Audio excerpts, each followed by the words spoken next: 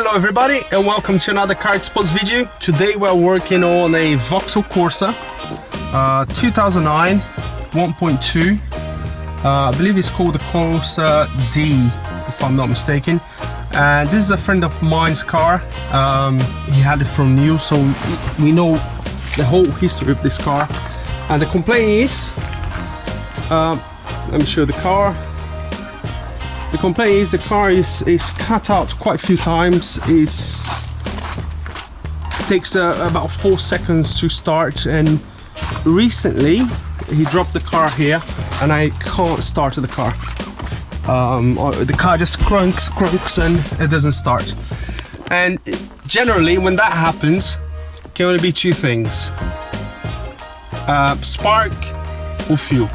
So you know, we do have engine management light on, so we're gonna scan the car, see what codes we get. Let me try to start the car. So let me show you the engine lights and the engine management lights on. So there you go, there's a little car with a little spanner there, and the car doesn't want to start now, so I've tried quite a few times. Oh, and the battery's flat as well. So I'm just gonna plug.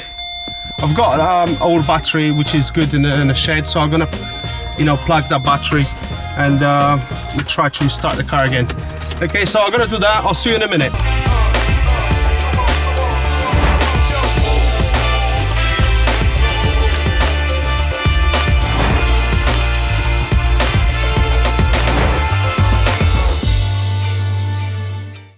Okay, so I jumped the car. Let's see if we can start now. It was actually starting before. It doesn't want to start now. Right, anyway, let's scan the car and see what fault codes we get, and then we take it from there. We got the Vauxhall Corsa D 2009 petrol 1.2. Let's start scanning. Okay, the engine ignition is on.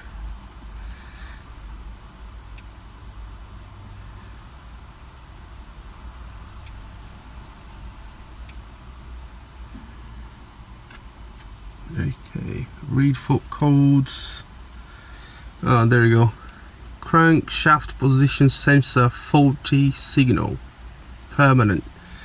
Right, so it seems to have a problem with the fault code is P0335.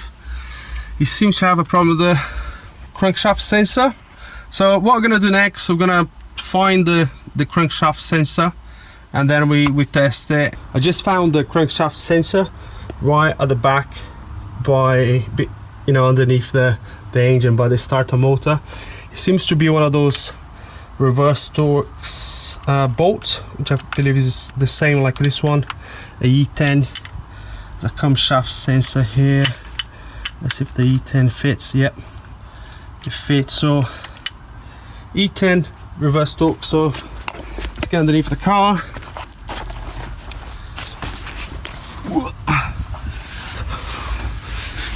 It's right at the back.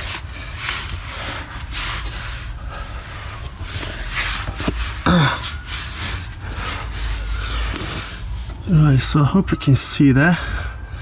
So we've got the drive shaft here, and that's our sensor. And it's just underneath the starter motor.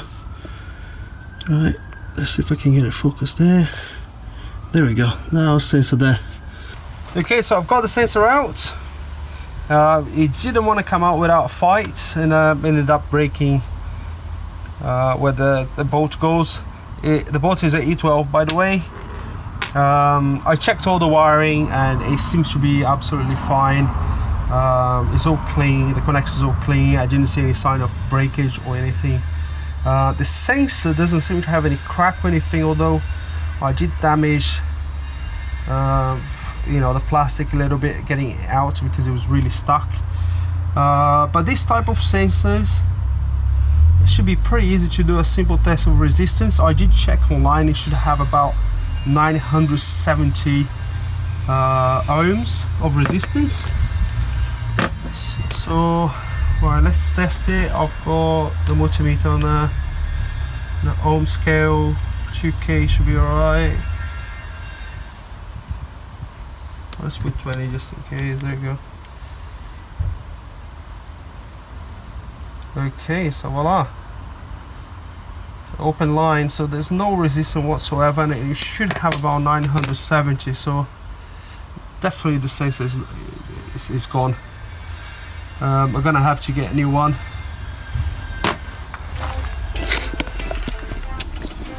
Okay, so I'm gonna pay a visit to Vauxhall.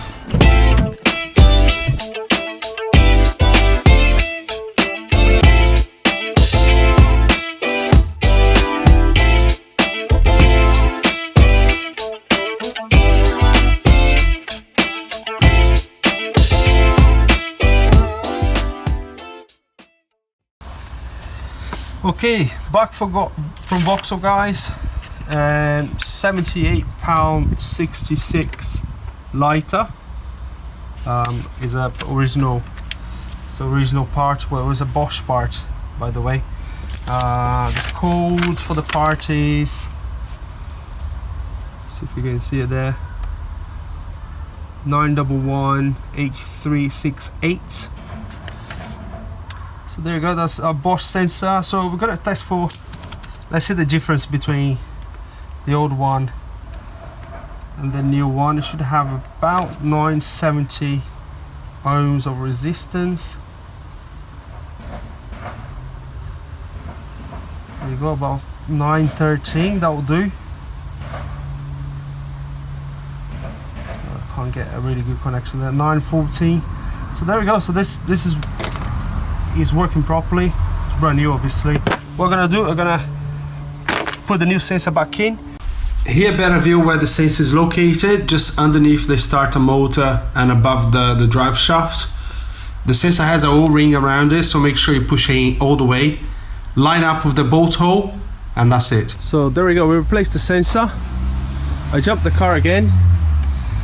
Let's see what happens. I hope this works. I'm gonna scan the car again anyway, but sometimes they still pick up the signal from the sensor, and then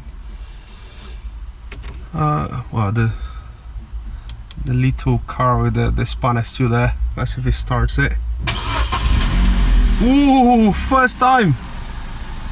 Fantastic! Oh, that's really nice. Right, what I'm gonna do next, I'm gonna scan the car just to make sure I clear all the faults and everything. So the OBG port is just here. I don't know if I showed it before. It's right in the middle console, just underneath the heater controls there, and the blower. So again, Vauxhall Corsa D 2009 petrol 1.2.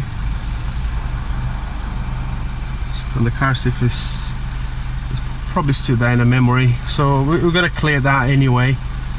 But yeah, that was a really simple job. We got lucky, really, because I know the car is quite, you know, it's only done about 40,000. Yeah, it's still there. Intermittent now. Yeah, before was it was permanent. Now it's intermittent. So let's clear the code. Come out of it. I'll cycle the ignition anyway to see if no. Let me cycle the ignition. Wait a little bit.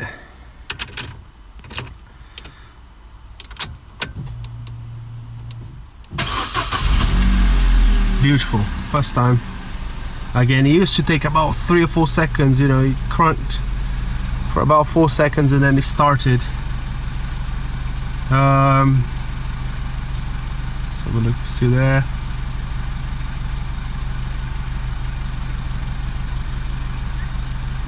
No fault codes, lovely, perfect.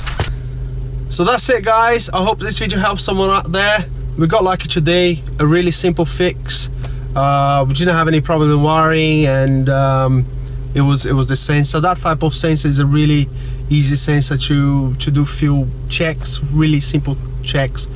I could do another check as well, but I ended up not doing it in the end because I found there was no resistance whatsoever from the sensor, and it was yeah, it was knackered basically. If you have oscilloscope, obviously you can back probe with the sensor and get a really accurate result, but eventually you would get the same sort of result, which is the sensor absolutely knackered, not working, not giving any signal at all. Oh yeah, scanning the car, it was very important because I thought, you know, it could be something with the fuel system. It's one of the kind of things that you kind of think first when it cranks and it doesn't start or spark, which made sense in the end. You know, the crankshaft sensor not providing any signal to the ECU. The ECU would try to protect the engine, disabling the spark plug. So it made sense in the end. Fitted the new sensor, started first time. You know, I cleared the codes now, absolutely fine. I've tried to start the car a couple of times again. The sensor again is original one from Vauxhall, 9118368. The price was $78.66. And that's it again. Thanks for watching, and I'll see you in the next video. Cheers.